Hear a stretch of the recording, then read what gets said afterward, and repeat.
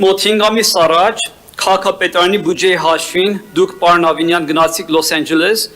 ըստ պայմանագրի ձեր թռիչքի տոմսը եղել է business class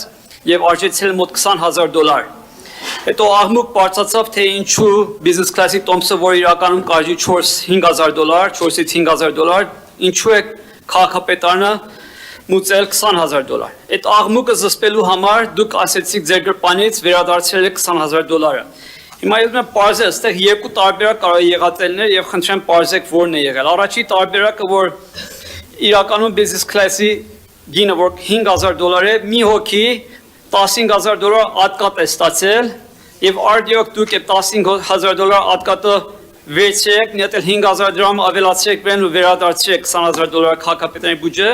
թե երկրորդ տարբերակն է եղել, որտեղ իրականում business class-ով չեք թրել եւ first class, առաջին դասի տոմսով եք թրել, որը հնարավոր է $20,000 արժենա, որտեղ այնտեղ խավիար ու, չգիտեմ, մաղճակալա, չգիտեմ, pedicure, pedicure են անում, դուք ավելի լավ կիմանաք, այդ տոմսով եք թրել եւ աղմուկը զսպելու համար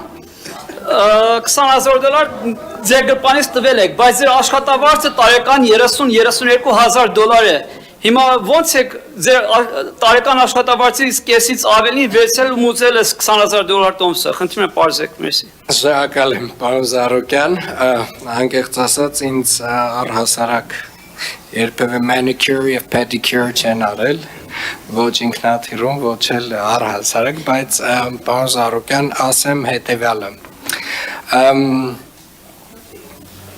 Նախ ինչ վերաբերում է, թե ոնց եմ վերադարձրել, պարոն Զարուկյան, դուք կարող եք օրինակ 2017 թվականից վերցնել իմ հայտարարագրերը 2017 թվականից սկսած, ես 2017 թվականից հայտարարագրեր եմ ներկայացրել կենտրոնական ընտրական հանձնաժողով այն ժամանակ, հիմա արդեն կոռուպցիայի կանխարգելման հանձնաժողով եւ կարծում եմ հենց այդ հայտարարագրերը բացեք տեսնեք բովանդակությունը, ձեր վերջին հարցի պատասխանը կստանաք, սա մեկ։ Երկրորդը, ինչ վերաբերում է տոմսի գնին, տոմսի գինը պայմանավորված է եղել, բարձր գինը, պայմանավորված է եղել ժամկետով, այսինքն վերջին թռիչքից մի 2 օր առաջ է տոմսը գնվել եւ դա եղել է տարբեր պատճառներով, այսինքն տարբեր ձգձգումների պատճառներով եւ հիմնական պատճառը, որ տոմսի գինը բարձր է եղել, հենց վերջին պահին գնումն է եղել, պարոն Զարուկյան, եւ ես ուզում եմ հատուկ շեշտել, որ այո, ես վերադարձրել եմ տոմսի գինը ոչ նրա համար, որ դա բիզնես կլաս է, այլ նրա համար, որ իմ կարծիքով եւ իմ տպավորությամբ մեր աշխատակիցները, եթե մի փոքր ավելի